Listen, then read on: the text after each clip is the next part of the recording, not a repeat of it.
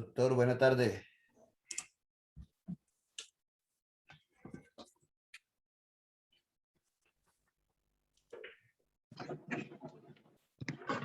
Doctor, ¿cómo está? Muy buena tarde. Muy buenas, ¿cómo estamos? Bien, sí, Buenas señor. tardes. Qué juicio, Yuri Milena. ¿Cómo vas, doctor Bien, sí, Rodríguez? señor. ¿Y usted cómo está? Bien, gracias a Dios, afortunadamente. Me alegra mucho. Todo muy bien, bendito sea mi Dios. Bueno, ¿qué? No sé si estoy grabando, sí, ¿no? Sí, señor, ya está grabando. Ya estoy grabando. ¿Y ustedes cómo saben si estoy grabando, no? Porque dice en la pantalla grabando, doctor. ¿Sí? Sí, señor. Bien, pues, son brujos ustedes. Un poquitico. Felicito. Bueno, sí, ya pues, que faltan 5 minutos para las 6.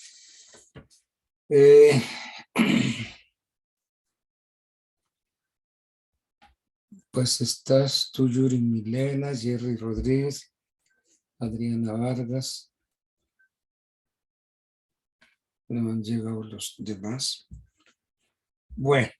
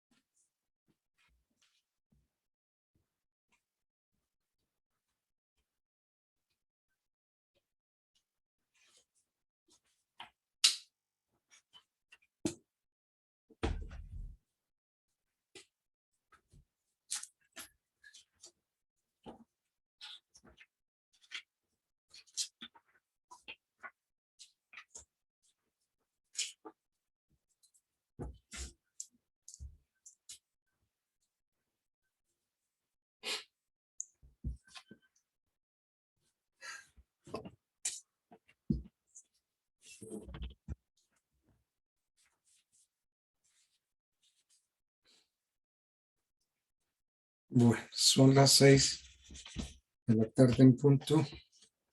Podemos entonces dar inicio a nuestra clase. Eh,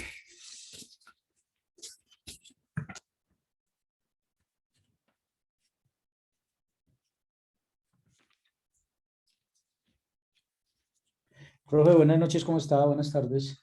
Muy bien, ¿cómo amanecimos hoy? Bien, profe, disculpe, le hago una pregunta. Es que usted ayer nos decía que en la sesión 10 había un examen parcial y en la sesión 12 otro. Pero yo estuve mirando la plataforma y ni en la sesión 10 ni en la sesión 12 aparece parcial. Sí, mire, yo tengo lo que la universidad me dio. La universidad me dio, no sé si... La materia que estamos viendo, profe, se llama consultorio jurídico, ¿cierto? Sí, yo no sé si usted alcanza ahí a ver algo. Contenido programático. Sí, profe, sí se ve, pero pues ahí en la plataforma no aparecen los parciales, profe. No aparece nada. Esto fue lo que me dio a mí la universidad. Contenido programático, consultorio jurídico. Y entonces, a renglón seguido, en el contenido, me dice que la materia está formada por 20 sesiones. Entonces, en la sesión 10 aparece examen parcial. Yo no sé si aquí alcance a ver. ¿Sí ve? Profe, buenas noches. Sí, en el contenido programático están, más no en la plataforma, o sea, como en el específico de cada, pero en el programático sí están especificadas las dos fechas de parciales, las dos Sí. sesiones. Entonces a mí me toca es seguir lo que la universidad me dio.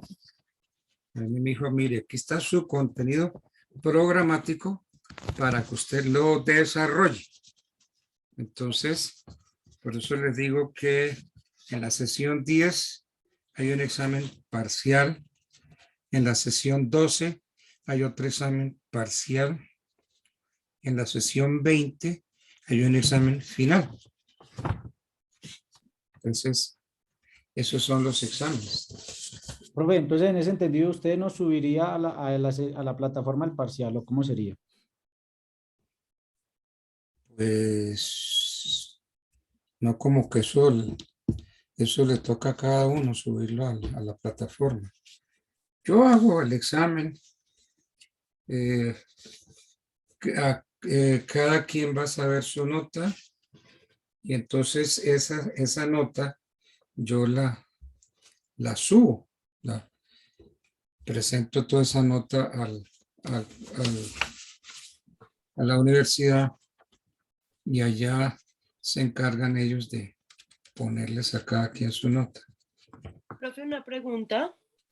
Y digan, ¿Cómo va a ser la modalidad de los exámenes, profe? bueno, los exámenes míos son todos orales, no hay nada escrito. Ustedes se organizan por grupos. Entonces, yo no sé, el monitor es Miguel Ángel Sierra. No he podido verlo, no he podido conocerlo. Profe, muy buenas noches. ¿Dónde está Miguel Profe, Ángel? buenas noches, mucho gusto. Gracias, Miguel Ángel. Aquí Entonces, estamos, mire, profe. la idea Ayer es lo de... quería saludar, pues la verdad fue muy posible, pero ya estamos acá, doctor. Mucho gusto, soy Miguel Ángel Sierra, me presento, soy Miguel Ángel representante Sierra del Pérez. curso, y Sí, pues bueno, aquí estamos. Miguel Ángel, la Sí, idea señor, es aquí. de organizar con los alumnos distintos grupos. Que ellos se organicen, no sé, Listo, sí, señor. se organicen 7, 8 grupos. Entonces, cada grupo Sí. después escogerá un tema. Y entonces ese tema es el que me exponen a mí presencialmente. Entonces, el día del examen, pues van pasando los grupos. Pasa el primer grupo, los demás esperan. Y entonces con ese grupo hacemos el examen del tema que ellos hayan escogido. ¿Ok? Doctor, discúlpeme, tengo una pregunta frente a los grupos. Los grupos se conforman ellos mismos, o sea, ¿se pueden organizar ellos mismos o lo organizo o cómo lo quieren? No, hacer? no, no, Eso no lo ellos entendí. mismos. que se van organizando ellos Tenemos mismos. 14, hay 14 grupos, profe, de los que hemos tenido ¿Cuánto- anteriormente. ¿Cuántos alumnos hay? 64 compañeros, hay 64 compañeros. Hay conmigo 74 compañeros, pero 64 y estos son- cada grupo de cuánto lo van a conformar. pues la idea sería, decirse que son 6 grupos, pues 7 grupos, pues serían de como a 5 más, de a 10 más o menos, de a 8, De a 8, para que ¿cierto? salgan unos 8 grupos. Sí, yo creo que sí, para que nos salgan 8 grupos y de esa Eso. manera, pues, pueden acceder oficialmente, digamos, la presentación. ¿Para cuándo podemos presentar estos grupos, profe? No, ustedes Ya organícense, oficialmente.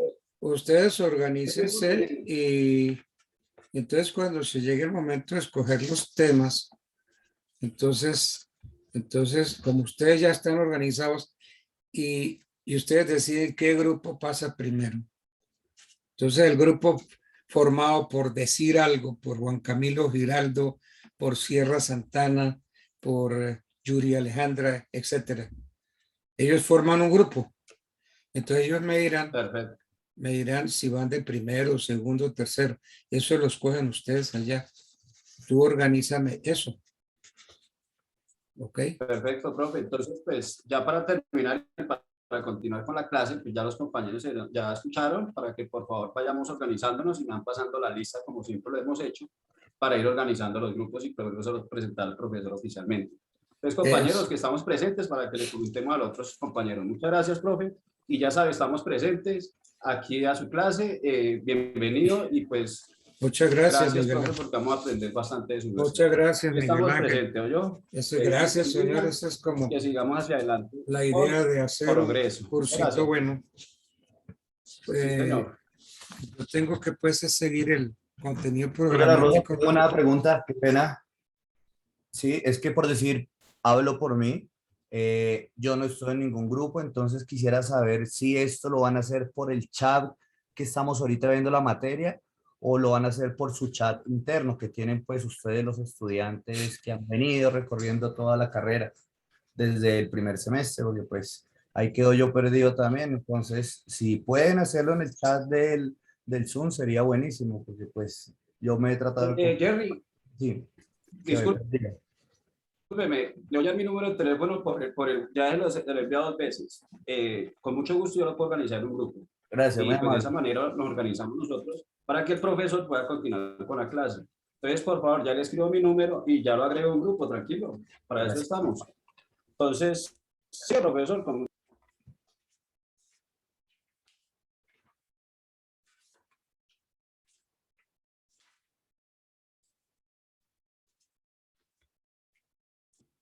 Bien.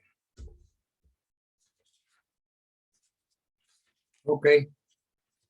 Entonces, deben todos aparecer en pantalla. Esa es la disposición de la universidad.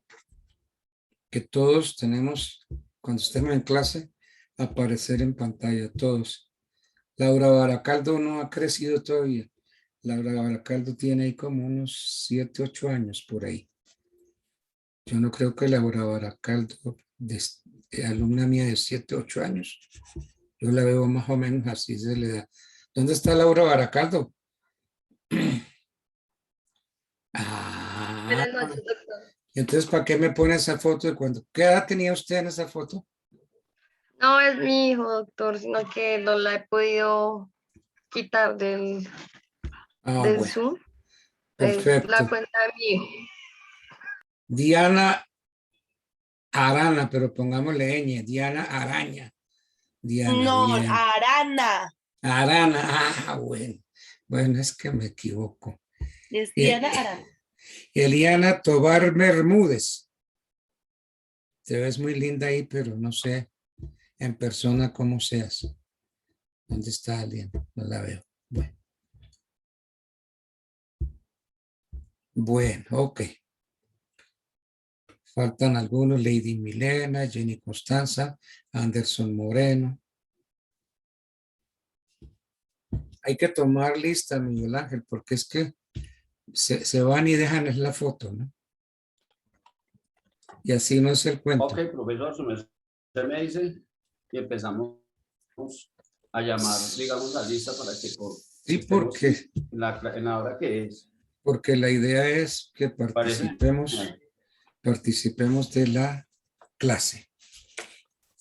Bueno, Listo, profe. el tema que quiero tener yo hoy se va a titular de la protección constitucional a la familia como núcleo fundamental de la sociedad. Sí, porque es que el primer tema es introducción al ordenamiento de la jurisdicción de familia y después viene el estudio del Código General del Proceso que lo vimos en la clase pasada y estudio de los procesos aplicables en la jurisdicción de familia. Bueno, miremos la familia si está protegida o no y a partir de cuándo está protegida. Antes de 1991 existió la Constitución de 1886. Yo tengo que decir que desde la Constitución del Estado Libre e Independiente del Socorro, esa Constitución que ustedes saben se suscribió el 15 de agosto de 1810. Ahí esa fue la primera Constitución.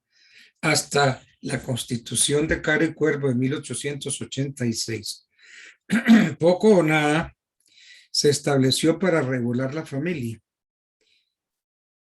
Y podemos decir que la Constitución del 86 de manera tangencial aludió a la familia, a la protección de la familia, pero tristemente en solo 2 artículos nada más. Increíble que en la Constitución del 86 no hubiera así normas de protección de la familia. En la Constitución del 86 existió el artículo 23. En la Constitución ese artículo 23 decía, se los voy a leer, nadie puede ser molestado en su persona o familia, ni reducido a prisión o arresto, ni detenido, ni su domicilio registrado, sino a virtud de mandamiento escrito de autoridad competente. Un primer artículo en defensa de la familia. Y el segundo artículo es el artículo 50 de la Constitución del 86, que dice, las leyes determinarán lo relativo al estado civil de las personas y los consiguientes derechos y deberes, así como podrán establecer el patrimonio familiar inalienable e inembargable.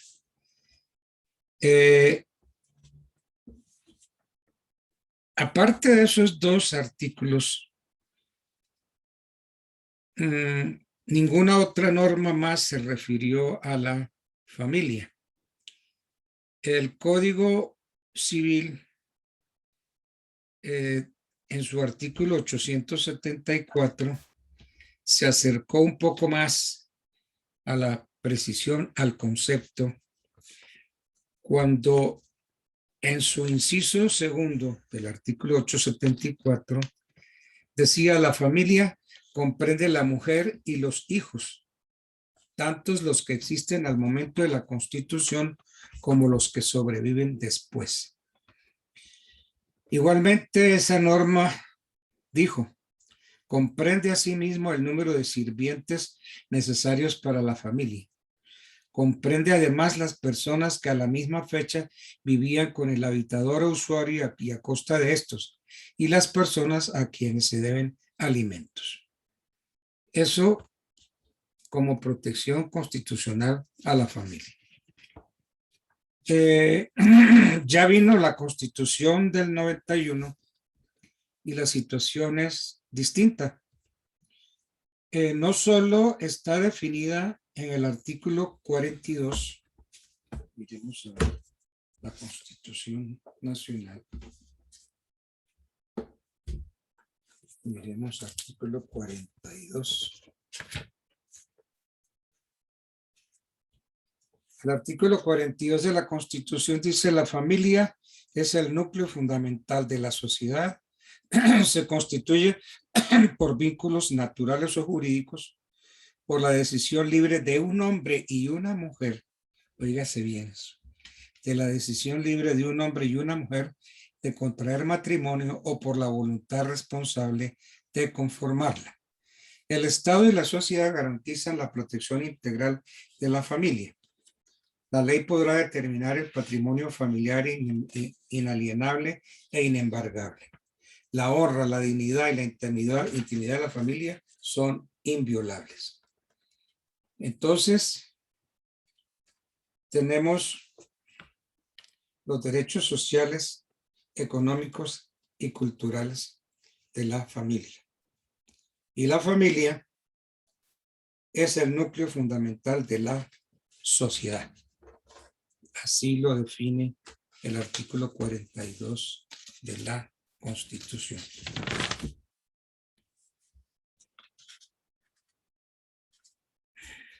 ¿Cuáles son esos derechos constitucionales que tienen que ver con la familia? Yo diría primero que es derechos de la persona y amparo de la familia que están en el artículo 5 de la Constitución. El derecho a la intimidad que está en el artículo 15 de la Constitución. El derecho a la igualdad ante la ley y las autoridades están en el artículo 13 de la Constitución. Libertad de locomoción o movimiento, artículo 28. Derecho a la inmunidad penal, artículo 33. Derecho de asociación, artículo 38. Derechos y deberes en la institución familiar está en el artículo 42. Igualdad de deberes y derechos en la institución familiar, artículo 43. Protección a la niñez, artículo 44. En ese artículo empieza a hablarse de los derechos fundamentales y los derechos fundamentales de los niños. Y entre esos, el principal derecho fundamental de los niños es el de la vida. Por eso es que yo no estoy de acuerdo con el aborto. Porque el aborto atenta contra el principal derecho del niño. Es un derecho fundamental, la vida. Y los derechos de los niños son prevalentes, están por encima de los derechos de los demás. Tenemos protección a los jóvenes, artículo 45, protección a la tercera edad, y así un montón de derechos que están en la Constitución.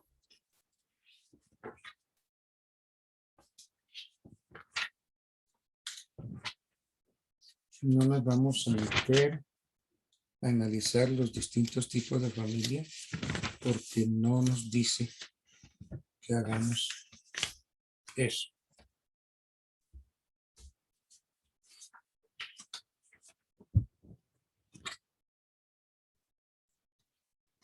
Esta es una introducción al ordenamiento de la jurisdicción de familia.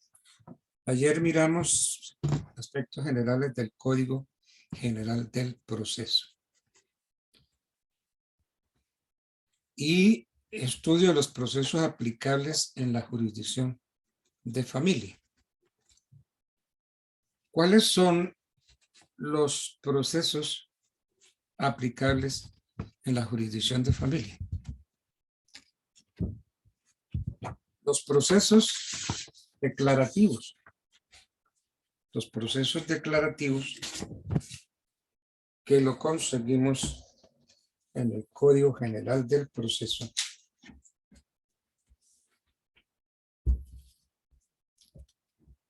Ya les digo dónde empiezan los procesos declarativos. En el Código General del Proceso encontramos en el libro tercero los procesos. Los procesos.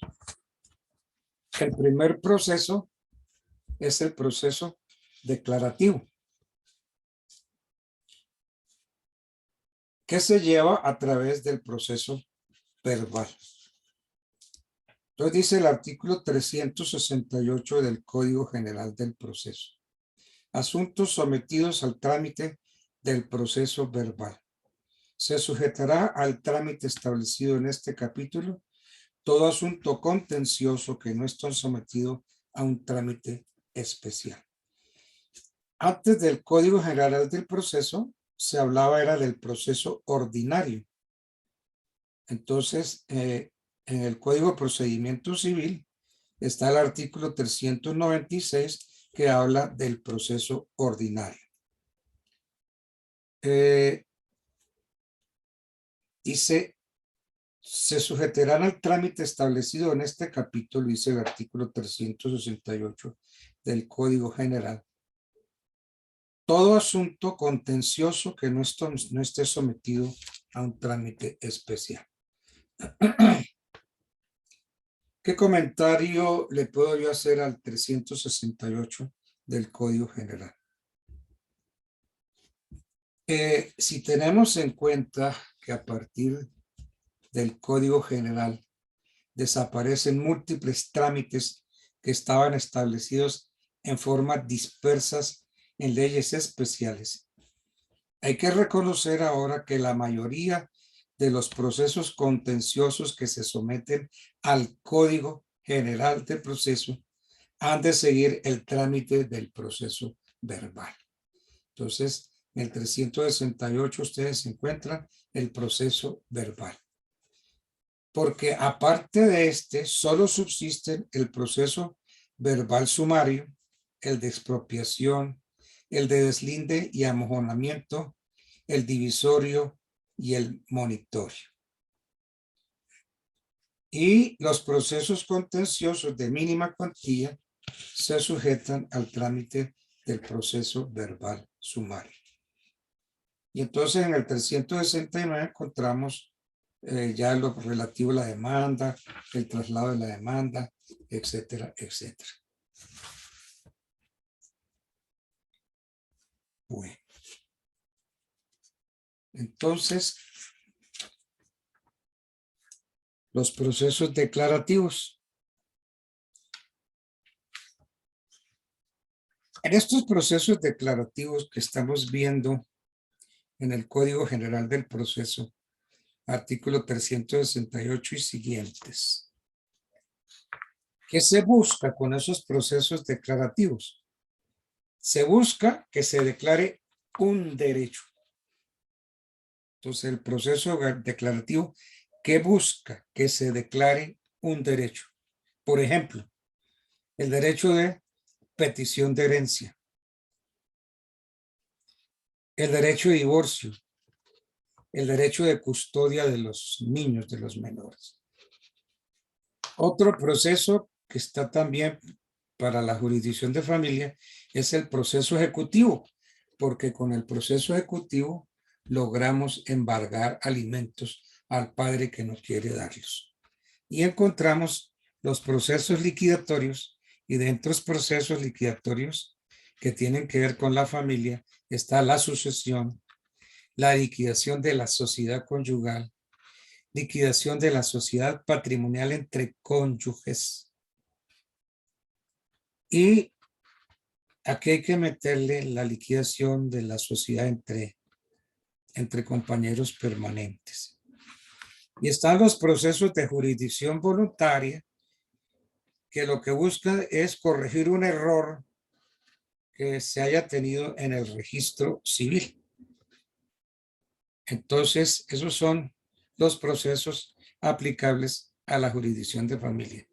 Los procesos declarativos, el proceso ejecutivo, los procesos liquidatorios como la sucesión, como la liquidación de la sociedad conyugal, como la liquidación de la sociedad patrimonial entre cónyuges y los procesos de jurisdicción voluntaria.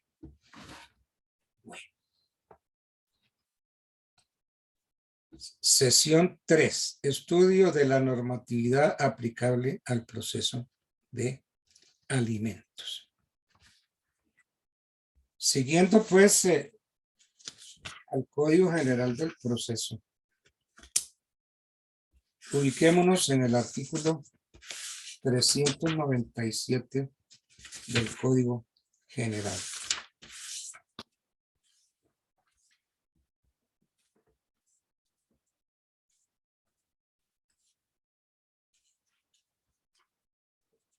Vamos a ver, Código General. 109.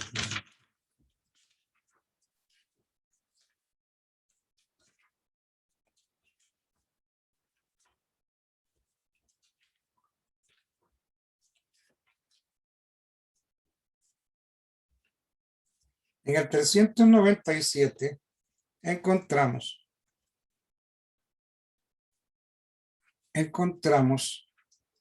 alimentos a favor del mayor y menor de edad.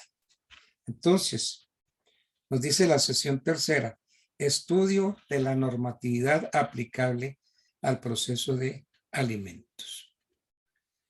Entonces, en el 397 encontramos que en los procesos de alimentos se siguen las reglas que aparecen ahí en ese artículo 397 del Código General.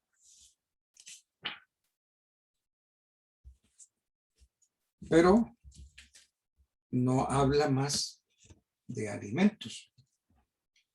Y de alimentos sí es mucho lo que hay que hablar, pero cantidades.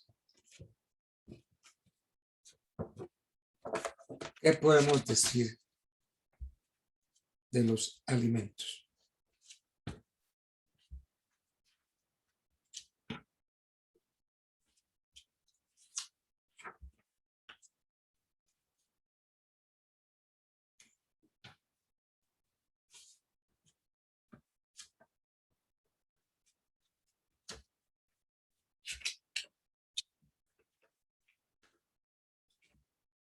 Lo primero es que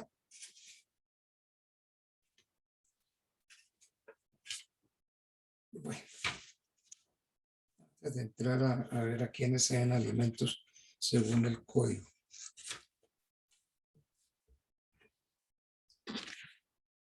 Normatividad aplicable al proceso de alimentos. Durante mucho tiempo, la ley omitió decir qué comprendían los alimentos. Y como omitió, pues equivale a decir que nunca los definió. Para el legislador, los alimentos han estado constituidos por tres elementos: crianza, educación y establecimiento.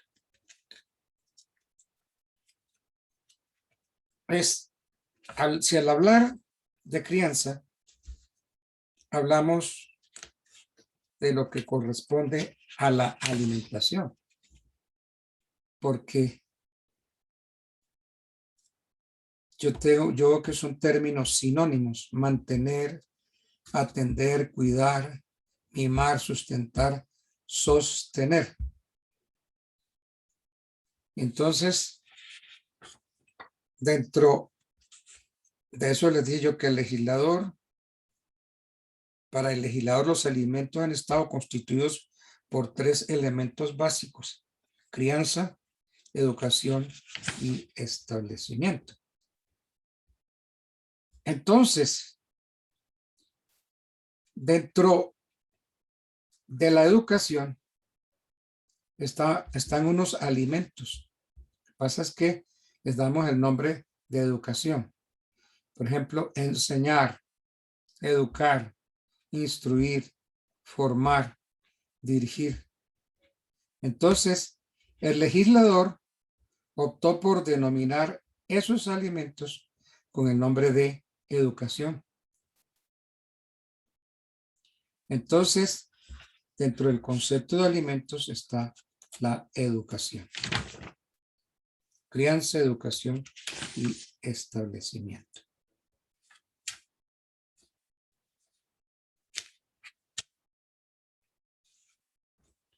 En el título 12 del Código Civil, pero antes de eso, los alimentos los ha dividido el código en alimentos congruos y alimentos necesarios. Pero los alimentos, llámense congruos o necesarios, fíjense ustedes que siempre se refiere a lo mismo. Es decir, incluye todos esos elementos que ya enunciamos, que ya conocemos. Pero la forma más usual para el pago de esos alimentos es la fijación de una suma determinada de dinero. Y esa suma debe sufragarla el obligado. Los padres, vamos a ver cómo se extiende a la familia extensa. Y hay unos alimentos necesarios, que son esos alimentos indispensables para la subsistencia. Entonces, congruos y necesarios.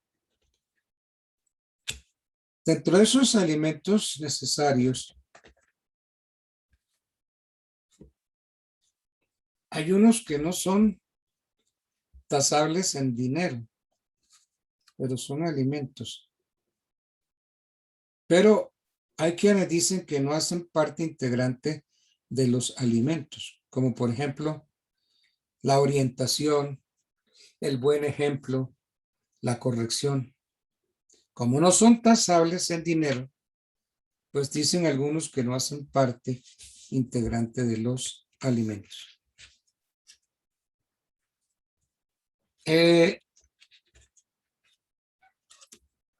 Incluir en los alimentos el deber de proporcionar enseñanza primaria no constituye una concesión muy especial, porque en Colombia la misma Constitución le ordena al Estado dar la educación en forma gratuita durante un año de preescolar y 9 de educación básica. Así parece que está en el artículo 67 de la Constitución.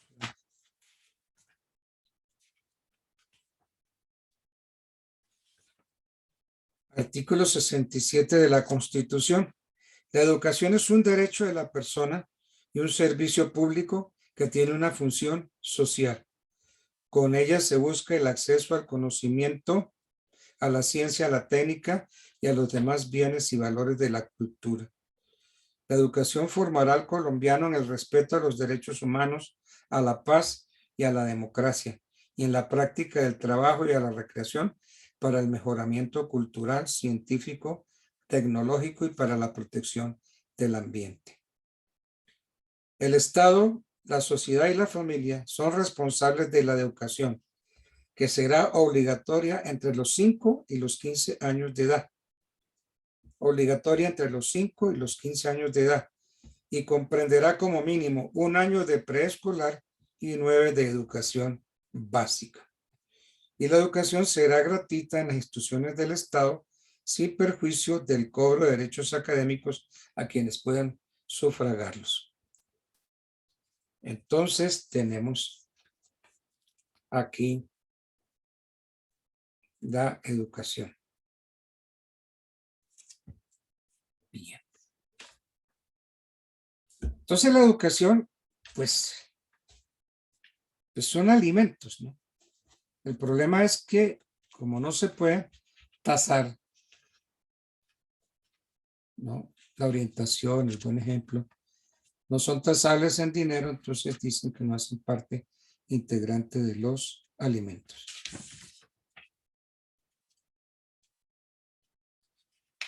Ahora,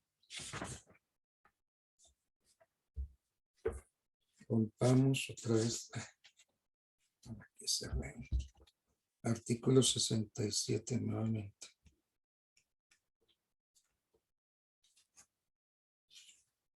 Artículo 67.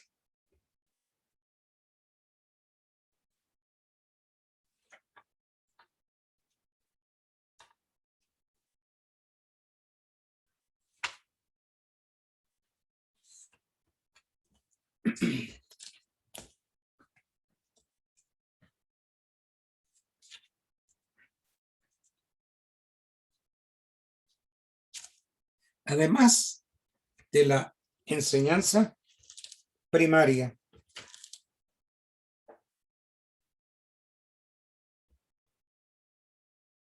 que habla la Constitución, debe el alimentante brindarle al alimentario la oportunidad de estudiar una profesión u oficio, una profesión o de aprender un oficio. Y entonces se habla de el establecimiento. El establecimiento. Pues, ¿el establecimiento qué es? Es entablar, organizar, iniciar a alguien en un negocio. Entonces, el término establecimiento del que habla la Constitución gozaría de dos connotaciones. Brindarle al alimentado la posibilidad de que estudie algo que luego le permita ejercer una profesión u un oficio, o iniciarlo sin preparación previa en un negocio al que pueda vivir. Entonces, la obligación, lo que se llama el establecimiento, el término establecimiento tiene dos connotaciones para el alimentante. Brindarle la posibilidad de que estudie algo que le permita ejercer una profesión, u un oficio, o iniciarlo sin preparación previa en un negocio del que pueda vivir. Bueno. Entonces, aparte de todo eso, pues, tenemos pues que los alimentos tienen que ver con todo eso que necesitamos para el sustento, habitación, vestido, asistencia médica, recreación, formación integral y educación o instrucción. También tenemos que entender por alimentos la habitación, el vestido, la asistencia médica, la recreación. Todos esos son alimentos.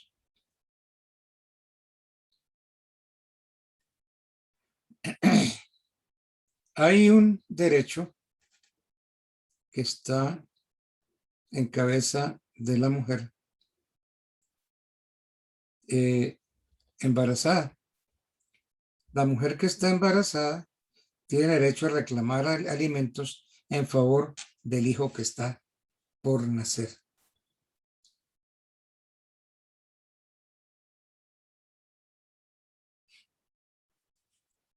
Esa obligación de alimentos del hijo que está por nacer, es decir, la madre viuda que queda encinta, puede exigirle al padre de su marido, es decir, a su suegro, siempre que no disponga de lo necesario para su subsistencia, que se le suministren alimentos. Y aquí teníamos que decir que no hay derechos respecto del suegro, sino respecto de la criatura. Esos son los derechos del que está por nacer. Así es como debemos entender La mujer embarazada tiene derecho a reclamar alimentos en favor del hijo que está por nacer. Entonces, si la madre queda viuda, puede exigirle a su suegro, al padre de su marido, lo necesario para su subsistencia y lo necesario para la subsistencia del ser que lleva en el vientre. Y no se puede alegar de que aquí no hay ninguna ley que reconozca derechos respecto del suegro, ¿no? Se habla de la criatura. Bueno.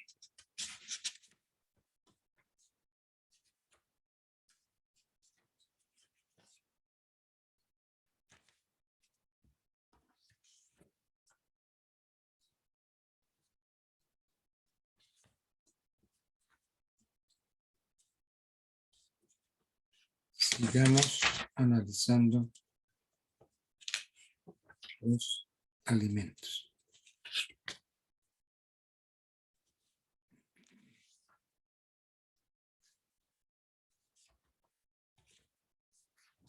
Sí, se habla de los alimentos congruos y de los necesarios.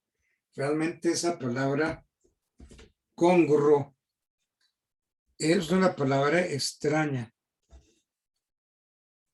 como que puede entroncar con la expresión congruente. Entonces, vamos a entender como alimentos congruos aquellos que habilitan al alimentario para subsistir modestamente de un modo correspondiente a su posición social. Estos son los alimentos congruos. Entonces, lo necesario para vivir.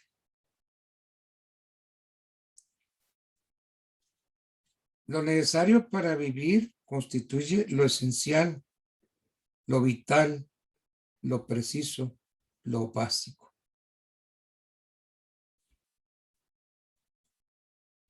Entonces, lo que se espera recibir por alimentos congruos son aquellos con los cuales se pueda atender decorosa y decentemente las necesidades del habilitado, en consonancia con su nivel social.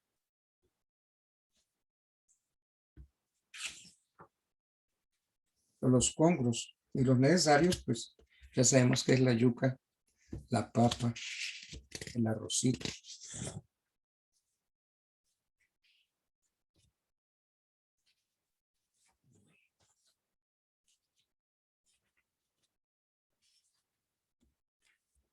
Respecto de los alimentos, es bueno aclarar que no se piden alimentos para enriquecerse, ni siquiera se piden alimentos para mejorar la posición social. Lo que el legislador quiere es habilitar al alimentario para que viva de acuerdo con su posición social o simplemente para que subsista, dado por sentado que quien pide alimentos está en un estado de necesidad, necesita. Entonces, ese estado de necesidad del alimentario es lo que lleva a otorgarle, el legislador otorgar con carácter retroactivo a la sentencia, reclamar todos los alimentos provisionales y todos los alimentos que se deban. Y entonces ya hablamos entonces de alimentos causados y no pagados, y alimentos futuros.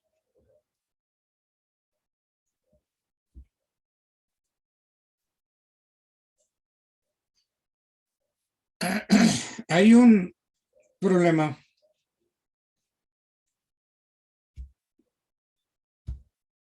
que hagámonos la pregunta.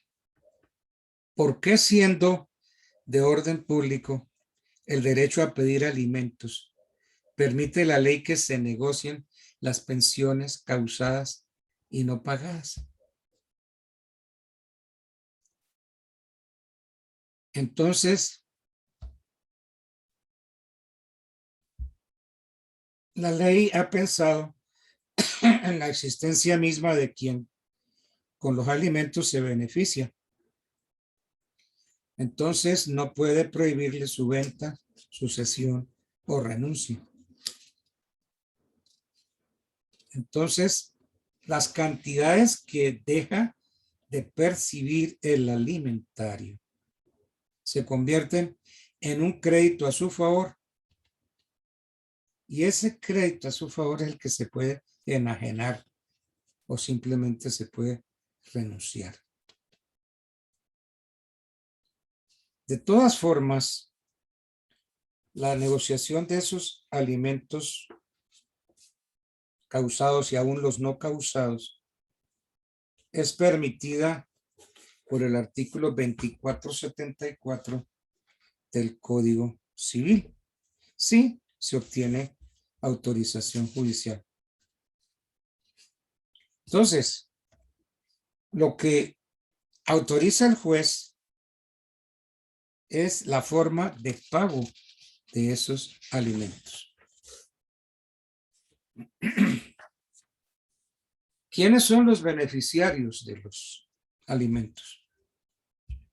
De conformidad con el 411 del Código Civil, tienen derecho a alimentos el cónyuge y el compañero permanente. ¿Sí ven? Ahí aparece ya el compañero permanente.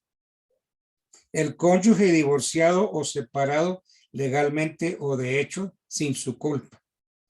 Los alimentos corren a cargo del cónyuge culpable. El compañero permanente separado sin su culpa. Los alimentos corren a cargo del compañero permanente culpable.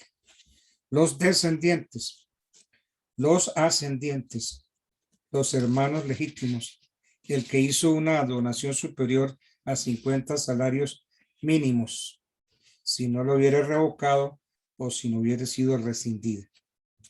Entonces tenemos 7 personas que tienen derecho a alimentos, de conformidad con el artículo 411 del Código.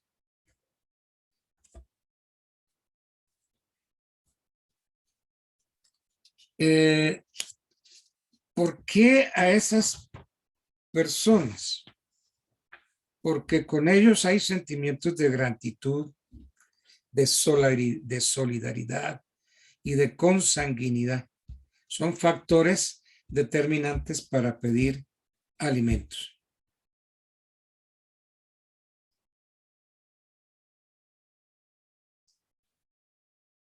Y el artículo dice, el que hizo una donación superior a 50 salarios mínimos. Es decir, se habla de una donación cuantiosa. Puede que para algunos 50 salarios mínimos no lo sea. Pero, ¿qué entendemos por donación cuantiosa?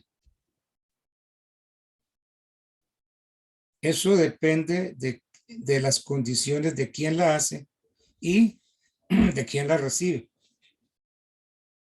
Una donación que un rico le haga a otro rico, pues no podría ser considerada cuantiosa. Pero esa misma donación recibida por un pobre podría llegar a ser hasta fabulosa. Entonces, el concepto de cuantioso ha perdido su sentido, su misterio, porque la ley ha dispuesto que las donaciones cuyo valor sea igual o inferior a 50 salarios mínimos mensuales no requieren lo que se llama insinuación.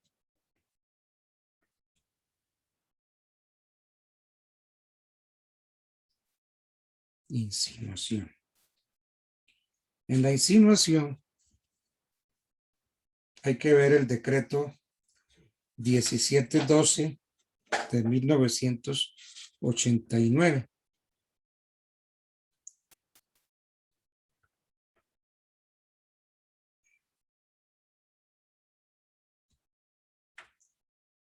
¿Qué es la insinuación? Es la manifestación que se hace ante el notario, sobre la decisión de donar un bien a fin de que el notario autorice esa negociación. Entonces, corresponde al notario autorizar mediante escritura pública las donaciones cuyo valor exceda 50 salarios mínimos. Eso es lo que trata el decreto 1712 del año 1989, artículo primero. Entonces ese artículo dice que corresponde al notario autorizar por escritura pública las donaciones que excedan de 50 salarios mínimos. Obvio, siempre que el donante y donatario sean capaces y lo soliciten de común acuerdo. Ahora, las donaciones iguales o inferiores a 50 salarios mínimos no requieren la insinuación.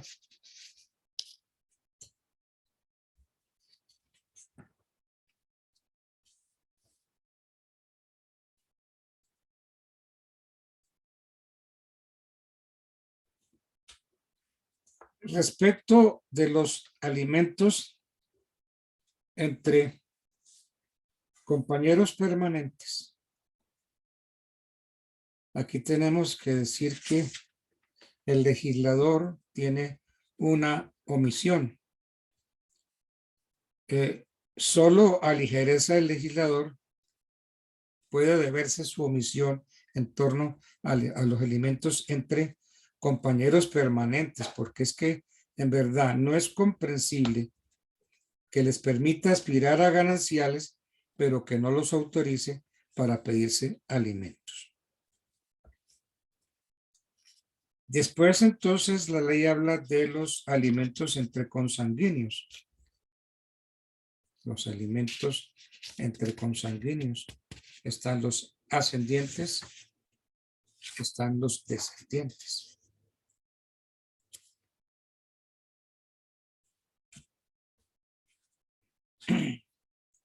De los descendientes están los hijos, los nietos, los bisnietos.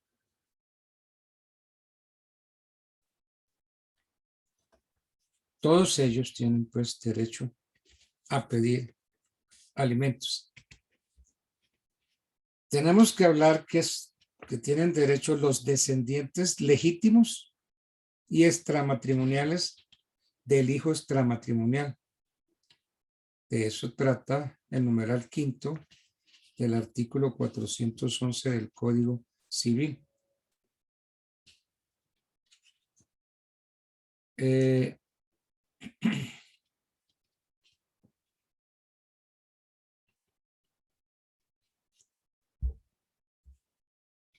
Aunque el numeral séptimo del artículo 411 del Código Civil solo permita que el adoptivo le pida alimentos a sus padres.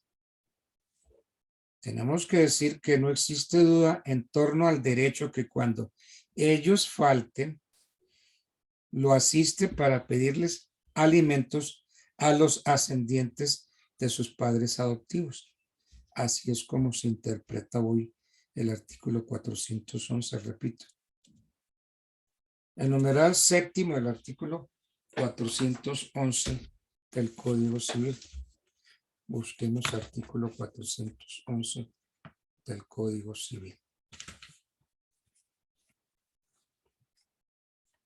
De los alimentos que se deben por ley a ciertas personas, al cónyuge, al descendiente, ascendiente, trae una clasificación de 10 personas. Entonces, el numeral séptimo a los hijos adoptivos. Aquí tenemos que decir respecto de los hijos adoptivos.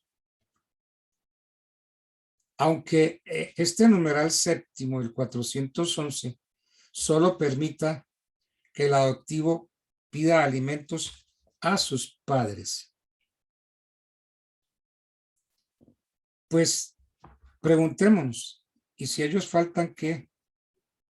Entonces, aunque el numeral séptimo del artículo 411 del Código Civil solo permita que el adoptivo les pida alimentos a sus padres, tampoco los tratadistas dicen que tampoco existe duda en torno al derecho que cuando ellos falten, le asiste derecho a pedirle alimentos a los ascendientes de sus padres adoptivos. Porque es que lo que el legislador ha querido es que la familia adoptiva sea asimilada a la familia legítima. Entonces, los descendientes legítimos y extramatrimoniales y adoptivos del adoptivo tienen derecho a pedir alimentos. Los ascendientes. Numeral tercero del 411. A los ascendientes legítimos. Este numeral tercero y el sexto, que habla de los ascendientes naturales. Entonces, entre los numerales tercero y sexto del artículo 411 del Código Civil, les otorga a los ascendientes legítimos y extramatrimoniales el derecho a pedir alimentos. No hay nada que hacer. Se den alimentos a los ascendientes legítimos. Se den alimentos a los ascendientes naturales. Tercero y sexto del artículo 411.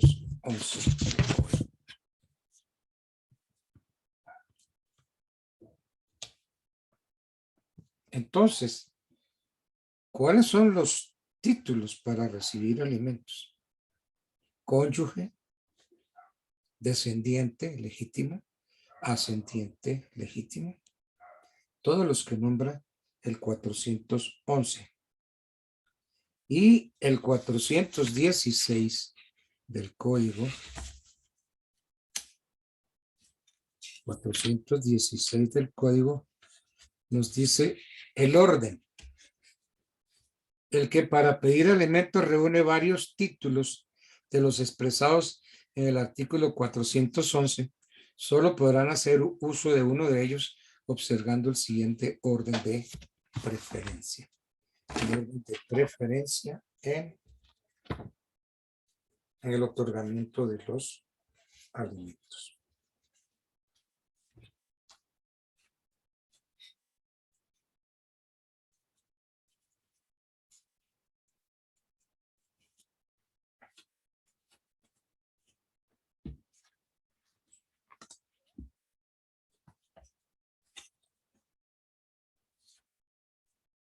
¿Cuál es ese orden de preferencia para pedir alimentos?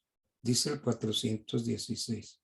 En primer lugar, el que tenga según el inciso 10. El inciso 10.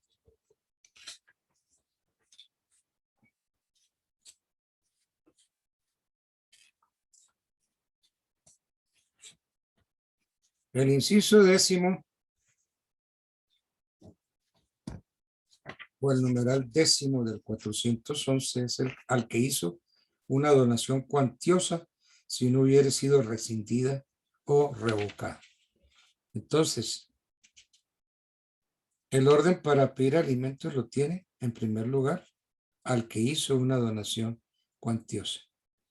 En segundo lugar, los que están en los incisos primero y cuarto, o sea, cónyuge,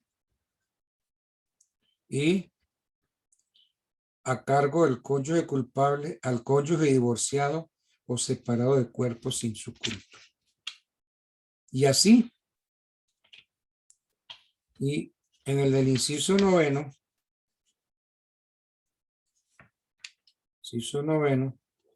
que no tendrá lugar sino a falta de todos los otros.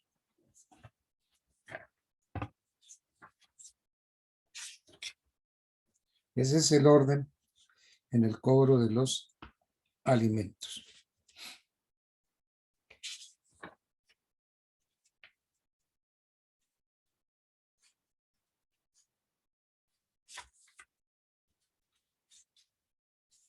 Entonces, en relación con los descendientes, constituye título para pedir alimentos el hecho de ser hijo, nieto, bisnieto, tataranieto o chosno. El chosno vendría a ser el cuarto nieto. Entonces, en relación con los descendientes, constituye título para pedir alimentos el hecho de ser hijo, nieto, bisnieto, tataranieto o chosno. Chosno con Z.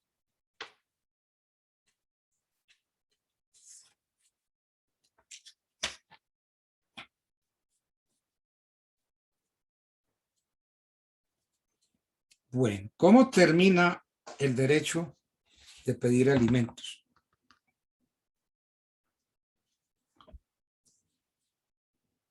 La cesación de los alimentos se divide, digamos, en tres grupos. Se habla de cesación definitiva del derecho, cesación temporal del derecho y cesación parcial pero definitiva del derecho. Causas que hacen cesar el derecho definitivamente. Dentro de las causas que hacen cesar el derecho a pedir alimentos en forma definitiva, digamos que hay 4 circunstancias. Primero, la edad, que la mayoría de edad son los 18 años, según la ley 27 de 1977.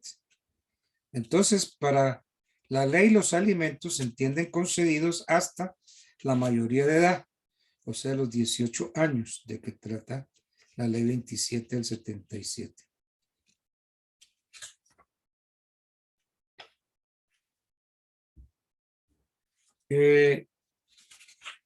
Segunda causal, como el vínculo patrimonial y el de consanguinidad son factores determinantes para el derecho a pedir alimentos. Cuando se rompen, cesa la obligación alimentaria, cesa automáticamente. ¿Cómo cesa? Hay 2 hechos, la nulidad y el divorcio. Se destruyen por el divorcio, se destruye el vínculo matrimonial. Y los otros 2 son la impugnación de la paternidad y la impugnación de la maternidad. Con el divorcio se rompe el vínculo matrimonial y se rompe también los deberes de fidelidad y auxilio mutuos. Aunque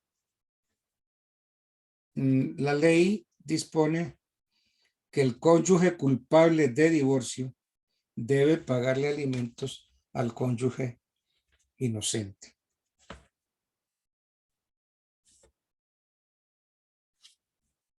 También termina cuando hay impugnación de la paternidad. La paternidad legítima, la extramatrimonial y la legitimación pueden ser impugnadas, desconocidas por las personas y en los tiempos señalados por la ley. acción de impugnación de paternidad. Entonces, de prosperar esa acción, el hijo legítimo, el reconocido o el legitimado perderían esa calidad. Se rompería el vínculo entre ellos y el padre. Y entonces cesa definitivamente el derecho de los alimentos, cuando se impugna la paternidad. Cuando se impugna la maternidad puede ser impugnada por las personas y en los tiempos señalados por la ley para hacerlo. Y entonces, en la impugnación de la maternidad, hay unas causas que hablan del falso parto y de la suplantación. Uy.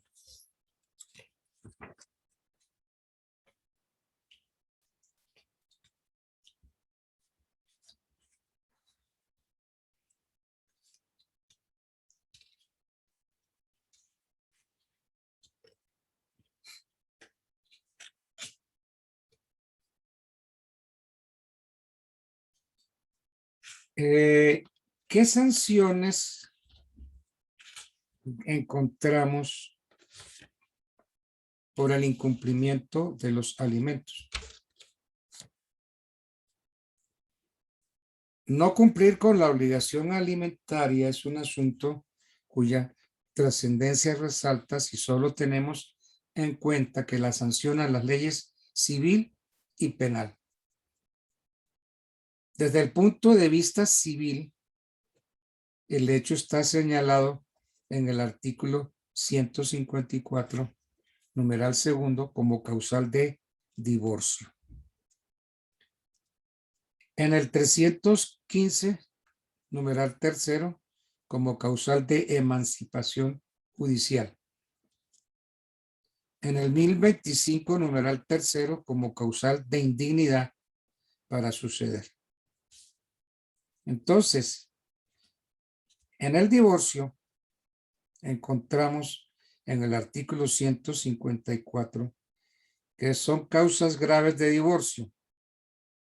Segunda, el grave e injustificado incumplimiento por parte de alguno de los cónyuges de sus deberes de madre o de padre y de esposa o de madre. Entonces, uno de los deberes cuyo incumplimiento injustificado respecto del otro cónyuge o de los hijos permite decretar el divorcio es el de, precisamente el de dar o no dar alimentos. Es uno de las sanciones.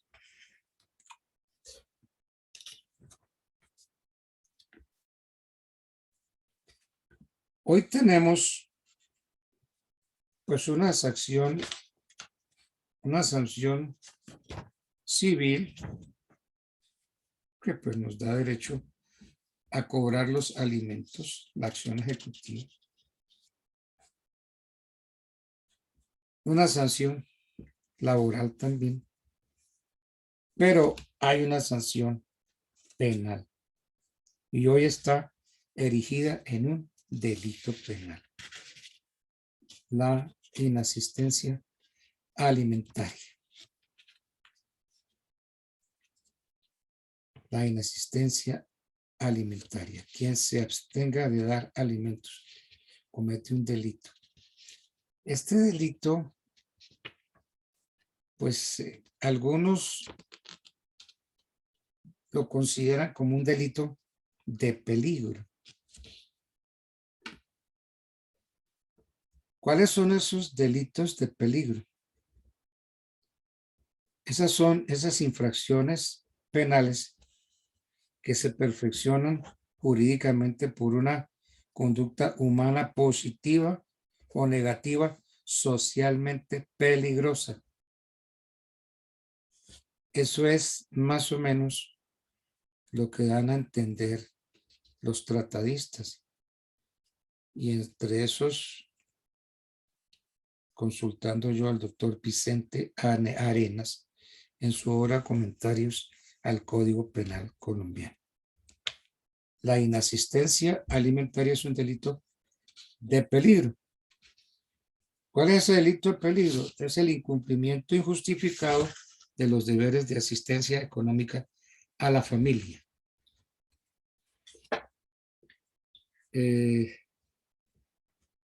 ¿Cuáles son esas conductas? La dilapidación, la simulación, el fraude, la vida disipada, el olvido de los deberes. Entonces, si la persona natural mayor de 18 años que sin justa causa se sustraiga a la prestación de alimentos a que legalmente debe hacer, entonces se considera sujeto activo de ese delito y está obligado a suministrar alimentos a sus ascendientes, descendientes y al cónyuge.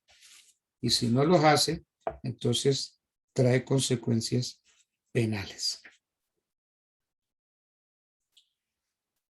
¿Cuándo se consume ese delito? Cuando el sujeto obligado ejecuta actos positivos que hagan imposible la consecución de los alimentos. Y se agrava si se ocultan, se disminuyen la renta o el patrimonio. Bueno.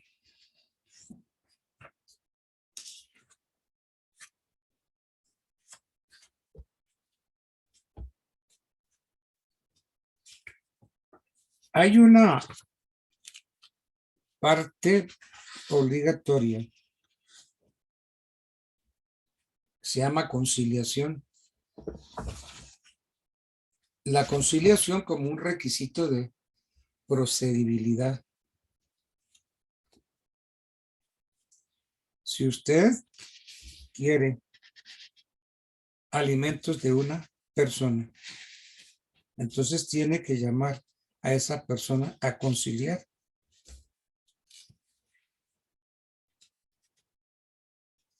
Porque es que, ¿qué se ha pensado con la conciliación? Nada más. Evitar el congestionamiento de los juzgados y evitar ese largo y penoso trámite judicial. Entonces, hay que acudir a la conciliación, citar a la persona y que busca la conciliación de alimentos, lograr que un acuerdo entre quienes tienen la responsabilidad del menor para la subsistencia. Entonces,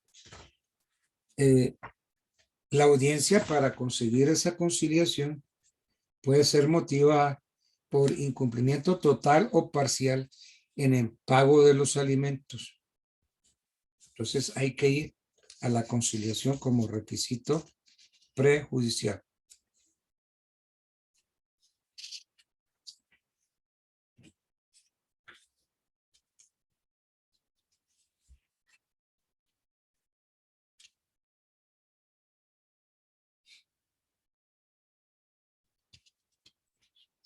A ver, ¿qué pasa si se inició la conciliación y fracasó? Entonces, si fracasó la conciliación extrajudicial, entonces permite presentar la demanda de alimentos a la que se refiere el artículo 111 del Código de Procedimiento Civil. Entonces, aquí solamente es necesario cumplir las etapas de saneamiento y fijación del litigio, no el de la conciliación. ¿Por qué? Porque ya se intentó la conciliación como requisito previo de procedibilidad. Bueno.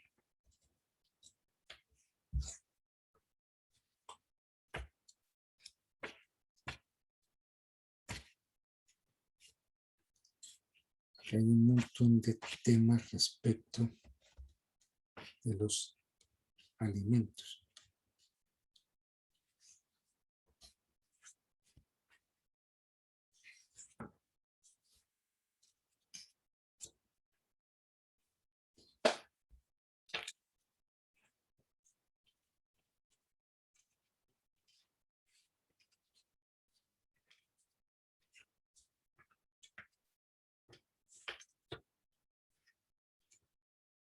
Para fijar alimentos en la demanda,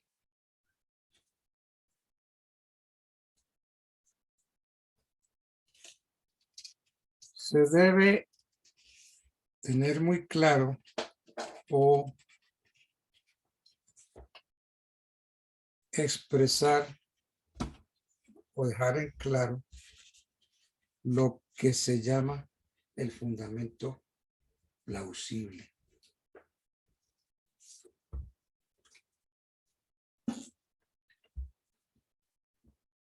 Tal vez el primer cargo que yo tuve, cargo judicial que yo tuve, fue el de notificador. Notificador. Me acuerdo que fue el juzgado 10º civil de menores que desaparecieron. Y luego, ya de ser notificador, el secretario me llamaba para que le proyectara autos admisorios de demanda.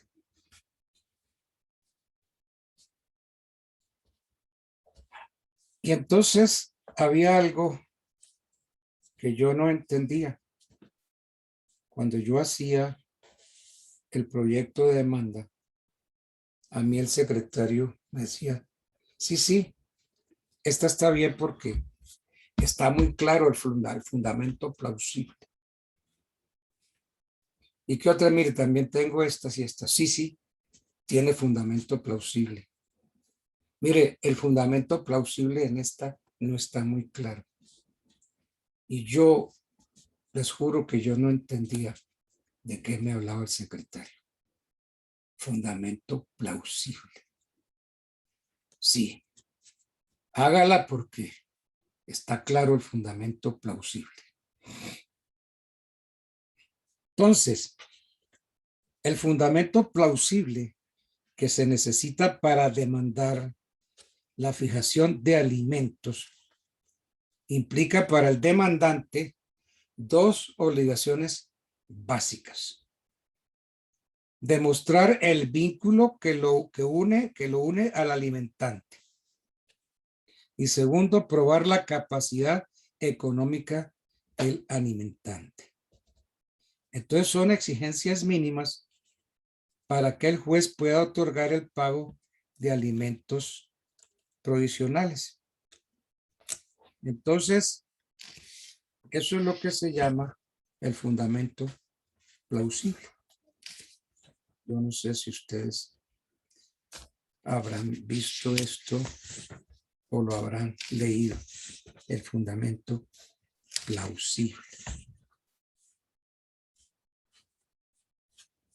Les digo que pasó mucho tiempo para que yo entendiera qué era esto del fundamento plausible.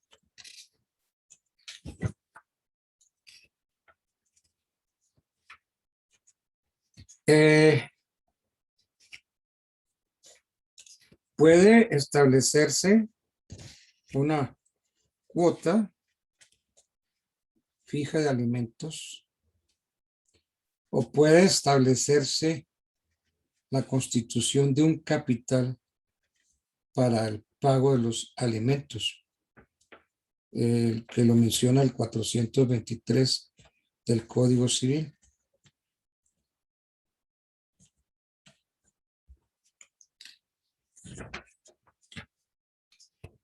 Los alimentos son un crédito. Y ustedes saben que en el derecho hay créditos privilegiados. Entonces, en relación con los créditos, la hipoteca y el privilegio constituyen factor de preferencia. Factor de preferencia. El privilegio. Entonces, ¿cómo opera ese privilegio? En la práctica, el privilegio de que gozan los alimentos solo se puede hacer valer en los procesos de ejecución que se adelanten en contra del deudor alimentante o en un concurso de acreedores. Entonces, se alega la preferencia, se alega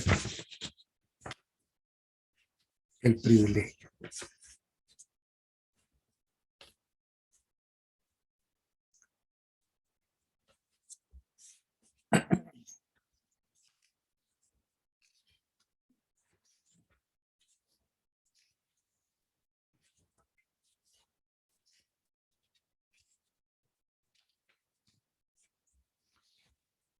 Hay alimentos en algunas instancias judiciales.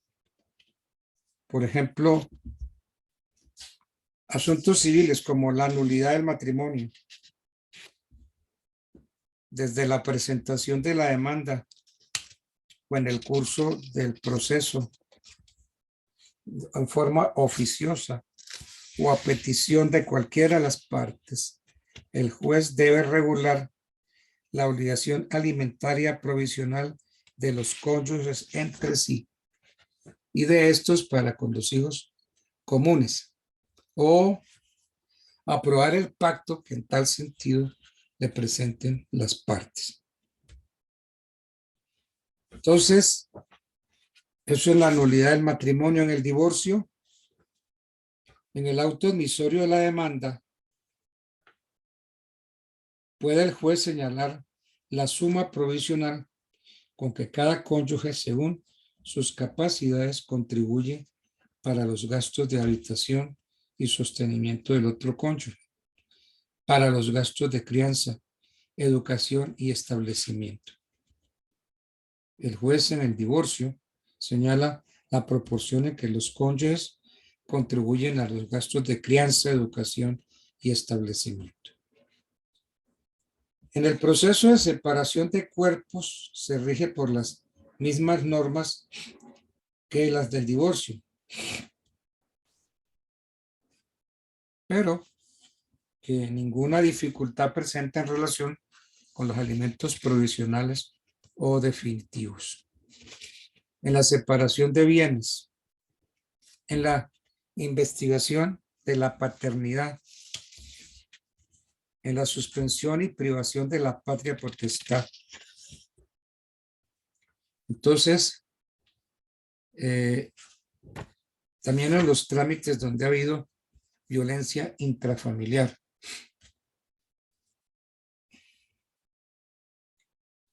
Porque en estos casos de violencia intrafamiliar se pueden dictar medidas inmediatas para poner fin a los actos de violencia intrafamiliar.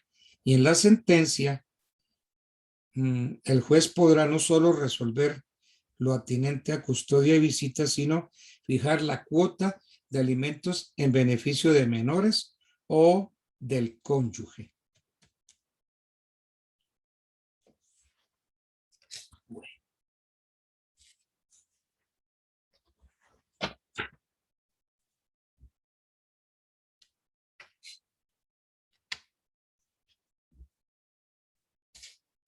Yo tengo unos modelos de demanda.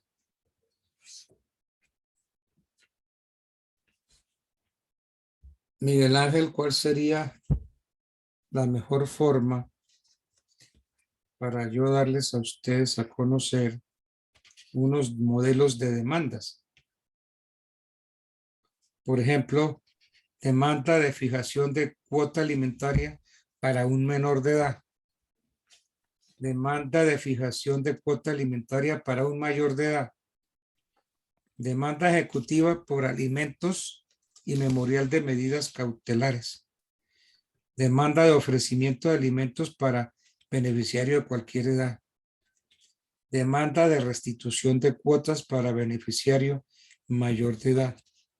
Demanda de exoneración de alimentos para beneficiario de cualquier edad. Demanda para pedir aumento de cuota alimentaria para beneficiario de cualquier edad. Demanda para pedir rebaja de cuota alimentaria para beneficiario de cualquier edad. Entonces tengo esos modelos de demanda que me gustaría que ustedes lo tuvieran, que les llegue.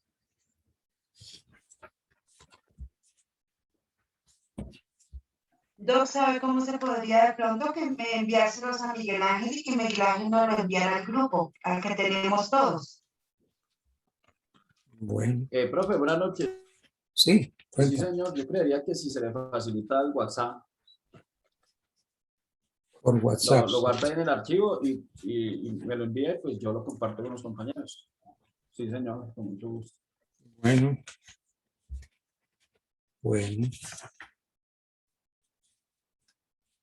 Bueno, entonces vamos a hacer una recapitulación. A recapitular. Los alimentos que se deben a ciertas personas. ¿Cuáles son los titulares del derecho a alimentos? Entonces miren el artículo 411. Se deben alimentos. Ahí hay un listado de 10 personas a las que se deben alimentos según el 411. Clases de alimentos. Congruos y necesarios. Congruos son los que habilitan al alimentado para subsistir modestamente de un modo correspondiente a su posición social. Y necesarios, los que le dan para sustentar la vida. Entonces, los alimentos, sean congruos o necesarios, comprenden la obligación de proporcionar al alimentario menor de 18 años la enseñanza primaria y la de alguna profesión u oficio.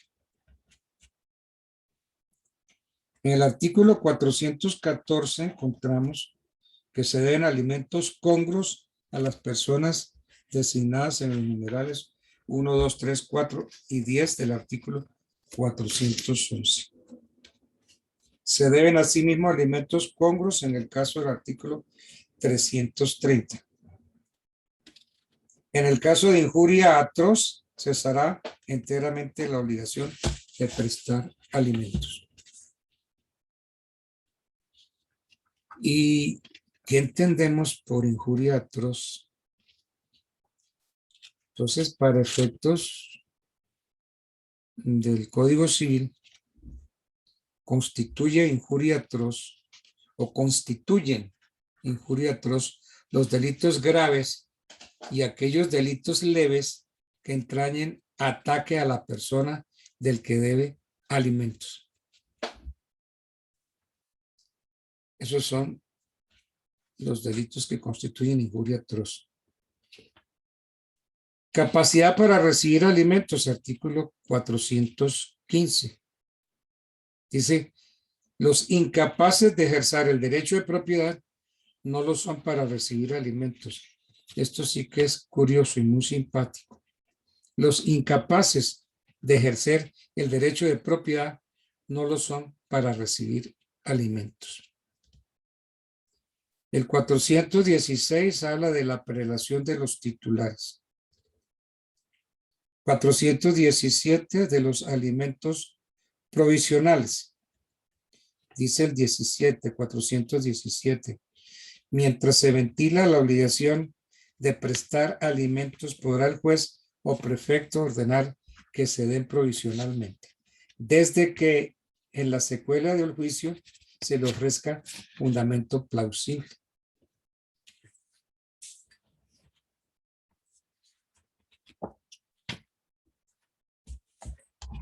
¿Ustedes recuerdan que les dije yo que era fundamento plausible?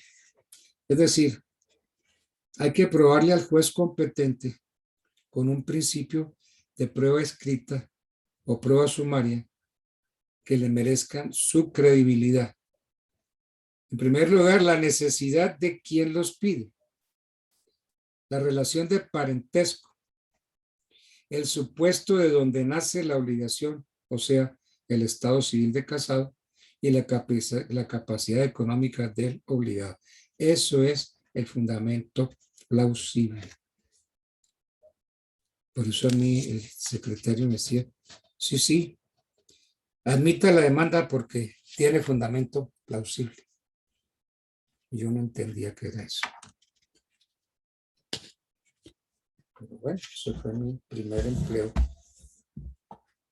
Y ahí empecé a aprender el derecho en forma procesal, directamente al proceso. Después terminé siendo juez, pero mientras tanto yo empecé como patinador. Uy. El 417 habla de los alimentos provisionales. El 418 habla del dolo para obtener alimentos. 419, tasación de los alimentos. 420, prueba de la necesidad alimentaria. 422, duración de la obligación alimentaria. 423, forma y cuantía de los alimentos. 424, intransmisibilidad del derecho de alimentos. 425, la improcedencia de la compensación. 426, renunciabilidad de los alimentos.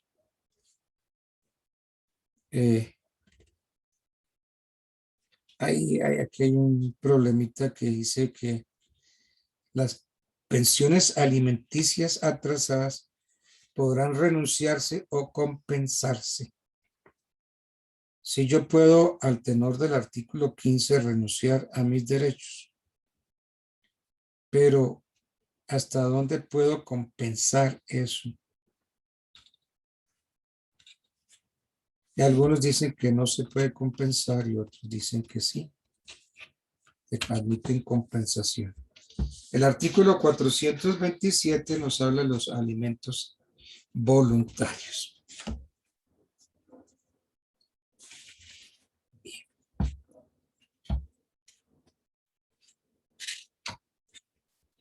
Encontramos en los procesos el llamado proceso verbal sumario, de que trata, como ya lo vimos, el artículo 390 del Código General del Proceso.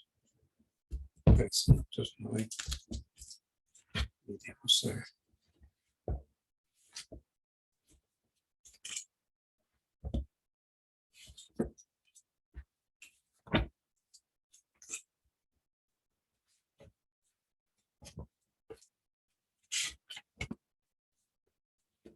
Proceso verbal sumario. Asuntos que comprende.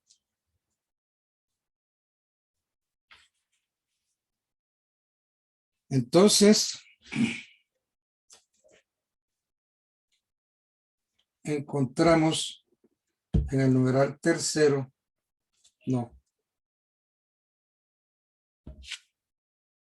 numeral segundo, fijación, aumento, disminución y exoneración de alimentos. Numeral tercero, las controversias que se susciten respecto al ejercicio de la patria potestad. Entonces, por el proceso verbal sumario, se tramitan asuntos contenciosos de mínima cuantía. La fijación, aumento, disminución y exoneración de alimentos. Eso se hace a través del proceso verbal sumario. Controversias que se susciten respecto al ejercicio de la potestad, la patria potestad. Bueno, esto en el Código General, el proceso verbal sumario. También encontramos que por el proceso verbal sumario podemos llegar a la separación de cuerpos o de bienes por mutuo consentimiento.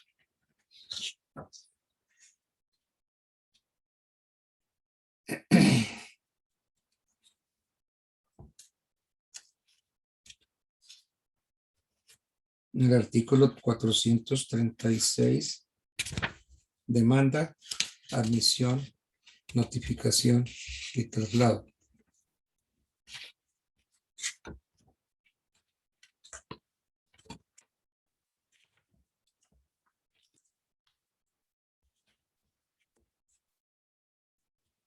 Respecto de la conciliación, es importantísima como requisito previo a cualquier demanda. Les aconsejo que miren la ley 23 de 1991. Esa ley 23 del año 91 creó los mecanismos para descongestionar los despachos judiciales. Y entre esos está la conciliación en la legislación de familia. Y dice el artículo 47 de la ley 23 del 91.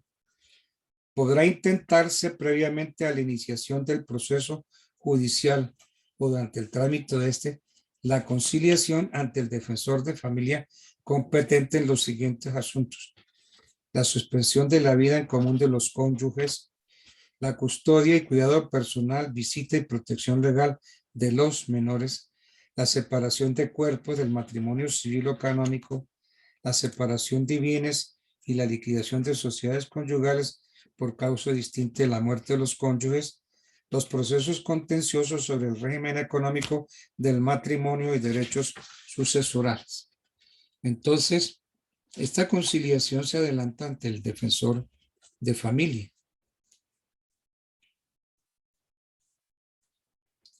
Y entonces ya viene el procedimiento. Este procedimiento para solicitar la conciliación.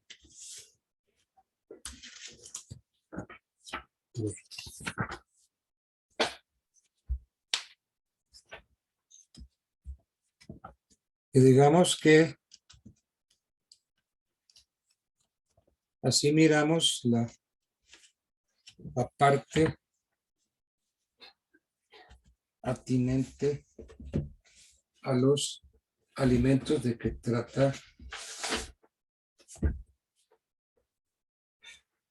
trata la sesión tercera del programa. Estudio de la normatividad aplicable al proceso de alimentos.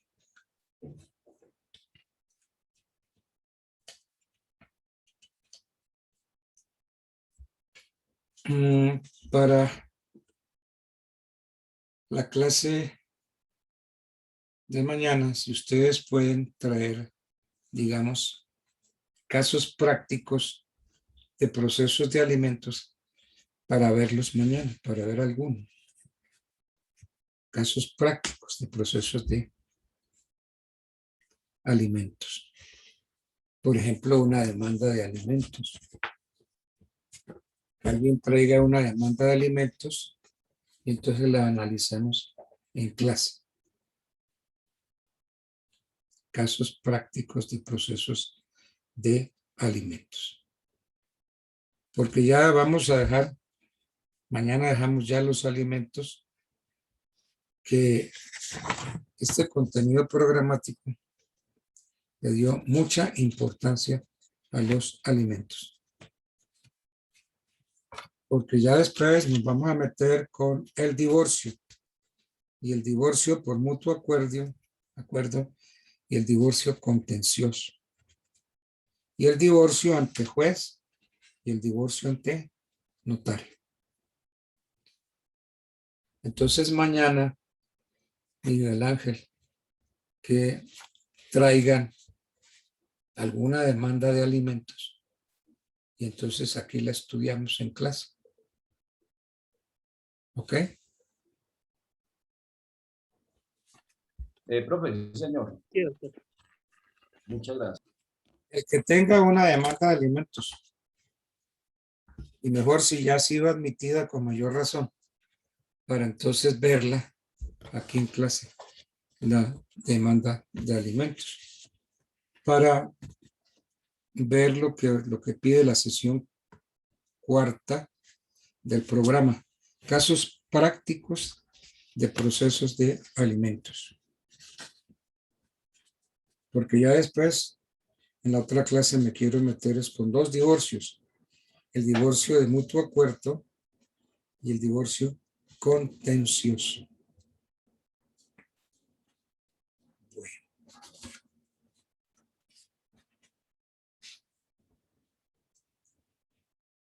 Bueno, tengo un cuarto, 15 minutos para las 8. Pues repito entonces que estudien la ley 23 del 91, que trae la conciliación en la legislación de familia. Ese tema sí que es bien importante, la conciliación en el derecho de familia.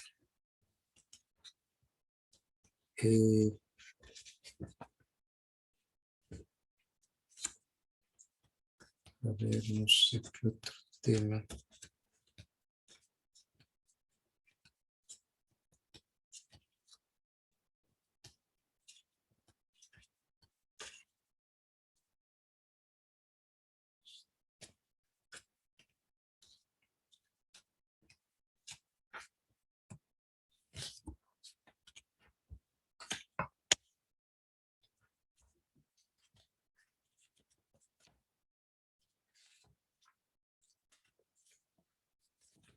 Sí, creo que